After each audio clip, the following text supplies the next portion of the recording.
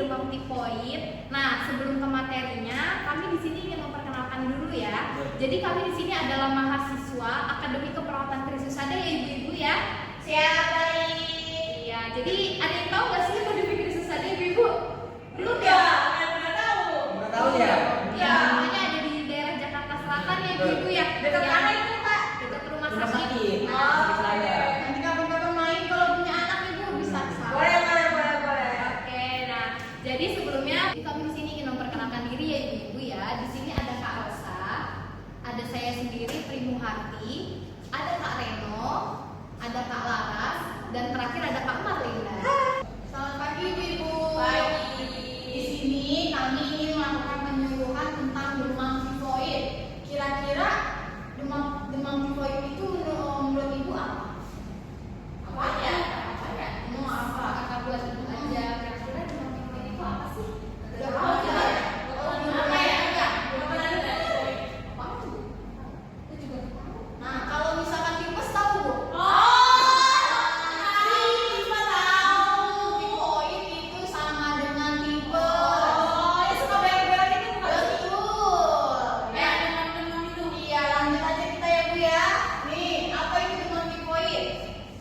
Yang juga dikenal sebagai tipes adalah kondisi penyakit yang menginfeksi sistem pencernaan manusia dengan menyerang bagian usus. Nah, itu yang dibilangin ibu apa tadi? Suka berak-berak.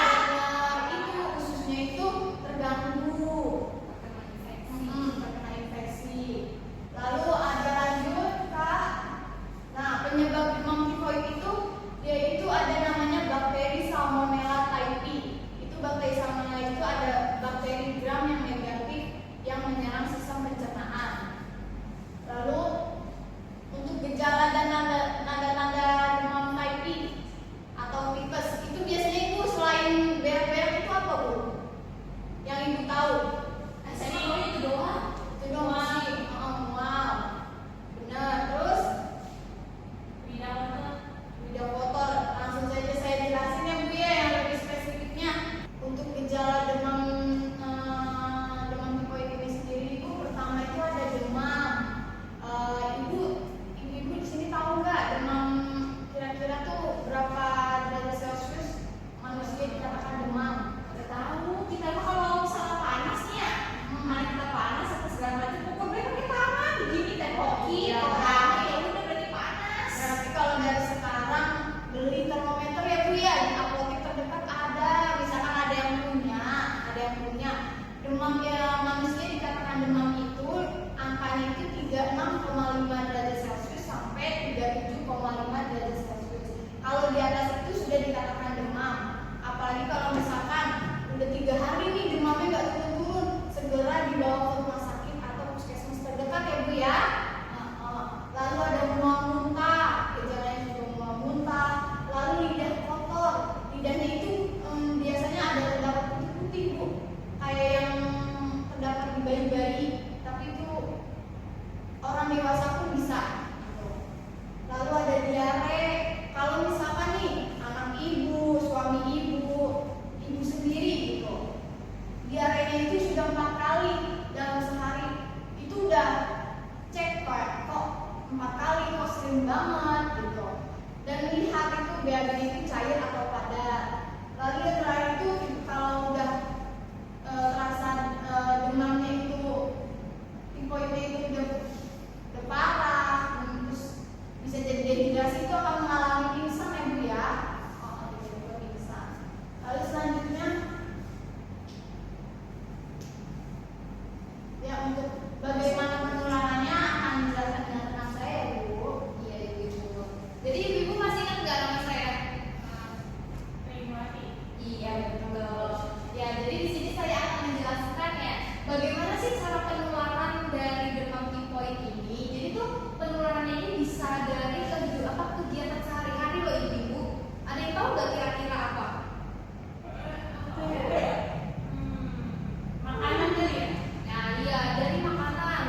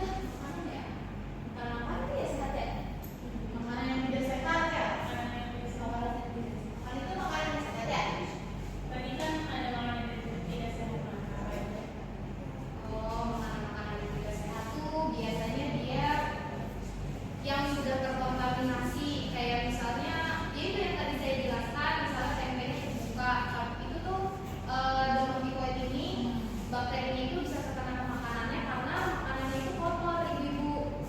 Jadi misalnya alat makannya itu terkena kotoran tapi tidak dicuci, atau makan tidak cuci tangan. Nah dari sini kita ini ngejelasin bagaimana sih cara cuci tangan yang benar. Nah itu akan dijelaskan oleh Kak Marlinda ya ibu ya. Oke. Halo ibu-ibu, ini kita mau menjelaskan bagaimana sih cara pencegahan untuk dermaticoid ini. Tentunya ini adalah cara cuci tangan. Nah di sini saya akan mengajarkan cara cuci tangan menggunakan hand sanitizer. Ada yang tahu nggak bu? Ayo coba sambil dong ya. Nah, Iya biasanya kan orang Jadi ya. Jadi kita Kalau biasanya kalau cuci tangan udah ini ya kan itu kotor lagi malah. makanya kita cuci tangan yang baik dan benar ya bu ya.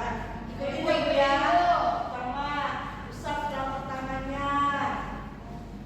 Terus tangan kiri kanan. Sela-sela jari bu. Kalau begini sela-sela jari bu. Mengunci bu. Ini digini bu. Nah, Gantian karena ada kayak gini. ibu jarinya, jempol ibu jari diputar. Itu yang benar ya bu ya. Terus Kanan dan ini kiri. mengucap apa namanya? Mengucap terus diputar ya bu ya, harus satu jam kanan dan kiri ya bu. Terus selesai. Iya. Udah. Terus ada mencuci peralatan makan dan minum. Nah itu tuh menggunakan sabun antiseptik. Sama Sampai memang banyak ya sekarang mereknya. sebelum ibu memasak atau apa itu kita ngecek lagi sayuran atau apanya ya bu ya, kotor atau tidaknya kita cuci terlebih dahulu. Nah, selanjutnya untuk apa saja penata laksanaannya akan dijelaskan oleh teman saya dan abang saya yang paling ganteng dan cantik nih bu ya, Adriano dan Rosa Melinda. Baik ibu-ibu, kita lanjut slide ya. Di sini itu ada apa saja penata laksananya. Baik, lanjut slide-nya. Nah, ibu-ibu, di sini itu ada istirahat dan perawatan. Nah, untuk istirahatnya, jika anak ibu ingin memperlancar metabolismenya, anak ibu harus istirahat yang cukup. Terus untuk cara bermainnya jangan terlalu capek-capek, ibu, seperti itu. Nah, untuk perawatannya anak ibu, nih misalkan ya bu, anak ibu demam, ya kan? Anak ibu demam nih, ya kan? Nah, ibu bisa melakukan dengan mengkompres air hangat. Caranya ibu siapkan baskom, terus ibu siapkan kain apa saja. Terus wasra boleh. Nah, terus habis itu air hangat. Terus ibu taruh di 4 titik.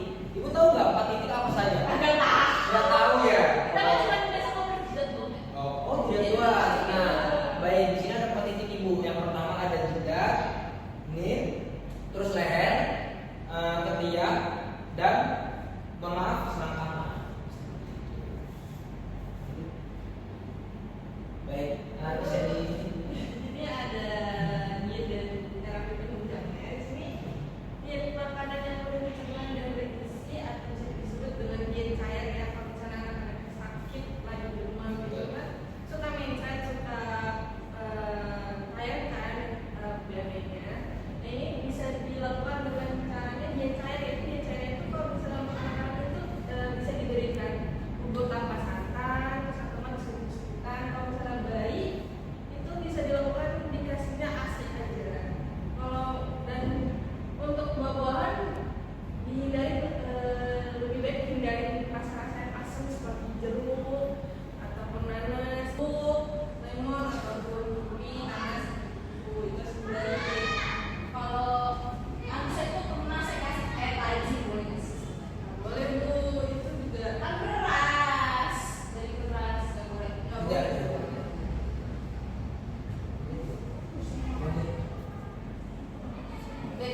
selain dari penyuluhan dari kami, apakah ada yang perlu ditanyakan atau sudah paham?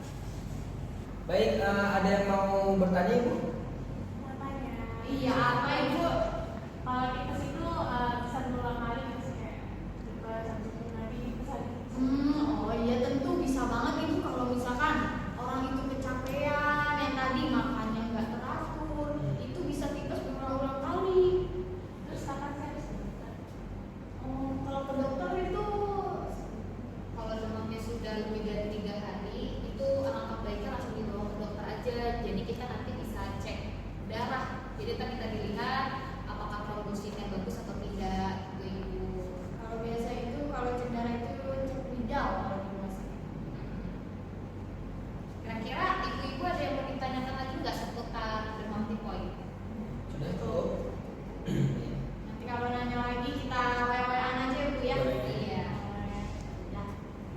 Se Iya baik. Sebelumnya terima kasih kepada ibu-ibu yang sudah meluangkan waktunya mau datang ke sini ya.